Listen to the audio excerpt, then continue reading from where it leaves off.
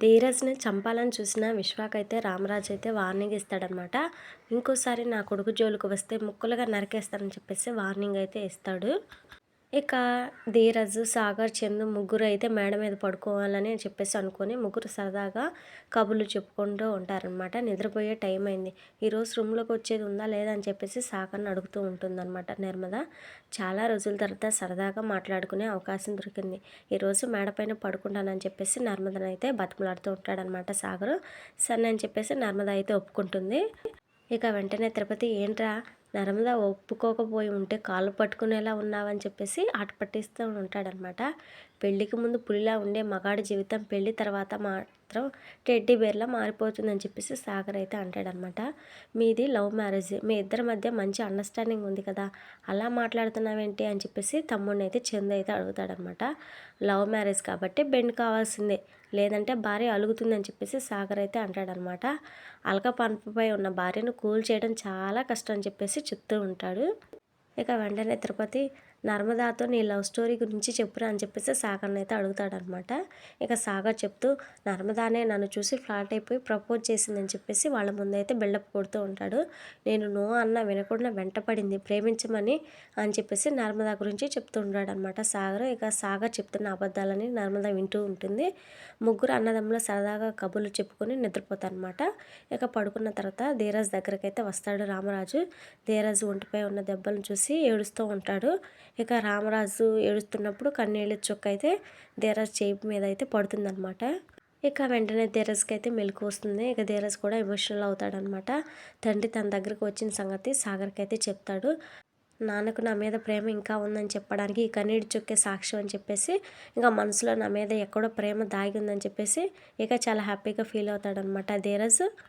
ఇక ఉదయాన్నే ముగ్గు వేస్తున్న నర్మదాని చూసి కవిత్వాలు చెప్తూ ఉంటాడనమాట, పొగుడుతూ ఉంటాడనమాట సాగర్. రాత్రి నా గురించి ఏం అబద్ధాలు ఆడారని చెప్పేసి సాగర్ని అయితే అడుగుతూ ఉంటుంది. నేనే అబద్ధాలు చెప్పలేదని చెప్పేసి సాగర్ అయితే అంటాడనమాట. ఒక్కసారి గుర్తు చేసుకోండి అని చెప్పేసి అంటది. నన్ను చూసి పెళ్లి చేసుకున్న తర్వాత నీకు మనశ్శాంతి లేకుండా పోయిందా, నేను నిన్ను రాక్షసులా సాధిస్తున్నానా అని చెప్పేసి సాగర్ని అయితే అడుగుతూ ఉంటుంది. ఏ అది నా ఉద్దేశం కాదని చెప్పేసి సాగర్ అయితే చెప్తూ ఉంటాడు. నువ్వు మీ వాళ్ళతో కలిసి ఉంటున్నావు, నేను మాత్రం నీకోసం మా వాళ్ళని వదిలేసి వచ్చాను. మా అమ్మ నాన్న ఇప్పటికీ నాతో మాట్లాడటం లేదు. ఈ ఇంట్లో నా స్థానం ఏమిటో తెలియటం లేదు. కానీ పెళ్ళికి ముందు ప్రశాంతంగా ఉన్నా నేను ఎప్పుడైనా నీతో అన్నానా అని చెప్పేసి సాగర్ని అయితే అడుగుతుందనమాట నర్మద. అదేం లేదని చెప్పేసి సాగర్ అయితే అంటాడు. మా వాళ్ళ ముందు బిల్డప్ కోసం అబద్ధం ఆడని చెప్పేసి సాగర్ అయితే ఒప్పుకుంటాడనమాట. ప్రేమించమని నేను నీ వెంట పడ్డానా, నీ కాళ్ళు పట్టుకుని బతిమలాడానా, ఎవరు వెంట పడ్డారు, ఎవరు ఎవరి కాళ్ళు పట్టుకున్నారు అని అనగానే నేనే అని చెప్పేసి నిజమైతే చెప్తాడనమాట. మీ వాళ్ళతో ఎందుకు అబద్ధం చెప్పావు అని చెప్పేసి సాగర్ని అయితే అడుగుతుంది. నా రేంజ్ తగ్గకూడదని అబద్ధం చెప్పాను తల్లి అని చెప్పేసి సాగర్ అయితే అంటాడనమాట. ప్రేమించకపోతే చచ్చిపోతానని నువ్వే నా కాళ్ళు పట్టుకొని బతిమలాడి ఇప్పుడు మాట మార్చేస్తావని చెప్పేసి సాగర్ని అయితే అడుగుతూ ఉంటుంది నర్మద.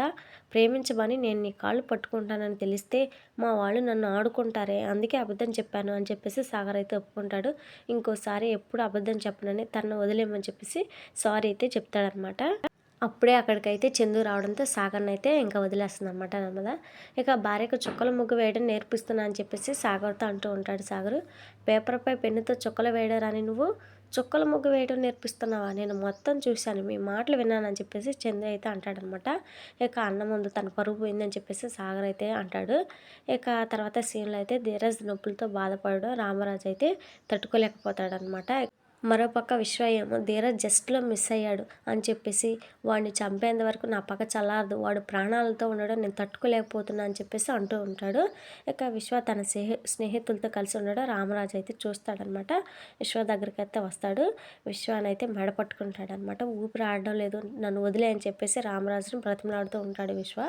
చనిపోతానని భయంగా ఉందా, ధీరజ్ని చంపాలని అనుకునే ముందు ఈ భయం ఏమైందని చెప్పేసి రామరాజు అయితే అంటాడనమాట.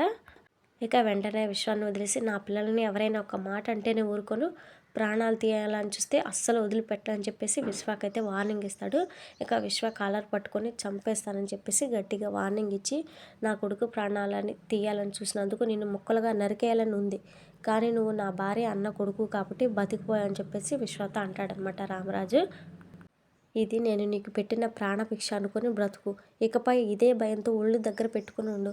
ఇంకోసారి నా కొడుకు జోలికొస్తే నిన్ను చంపేస్తానని చెప్పేసి గట్టిగా అయితే వార్నింగ్ అయితే ఇస్తాడు.